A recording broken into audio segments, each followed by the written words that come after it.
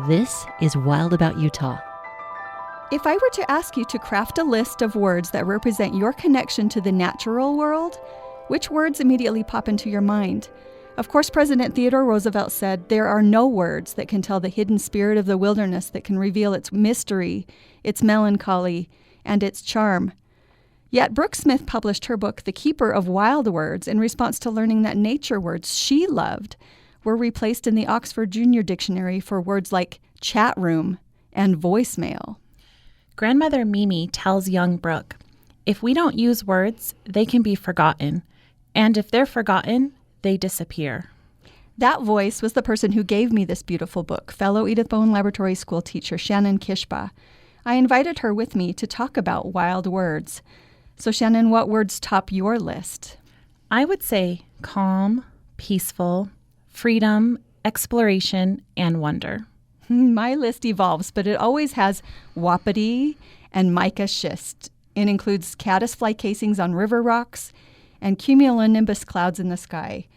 I love red-winged blackbirds I saw this morning in the Phragmites along the roadside, curly cup gumweed I discovered at Hardware Ranch, stinging nettle walking the banks as a child with my father just off Fireclay Avenue in Murray, and hoodoos in Goblin Valley. My most recent word is leech. Shannon, when you hear that, what are your words? Uncertainty, fear, dirty, slimy, old documents, and uses in medicine.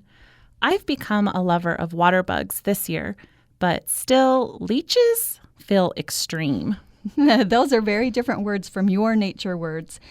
Not long ago at a conference cleverly titled In Mud about place-based education for young children, I stood with teachers from Washington State to Washington, D.C.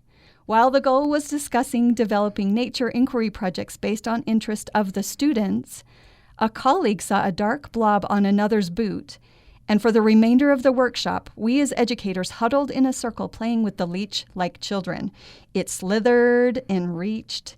We gazed in wonder and some apprehension.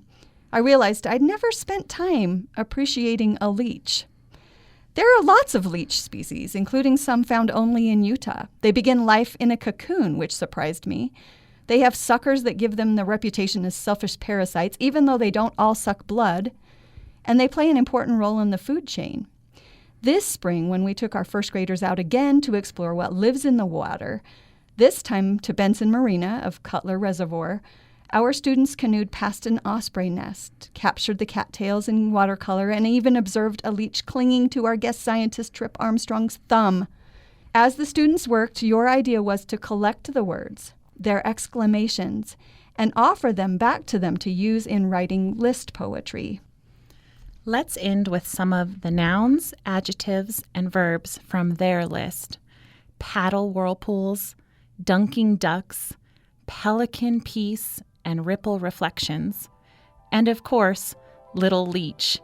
It was the best feeling, happiness all around me.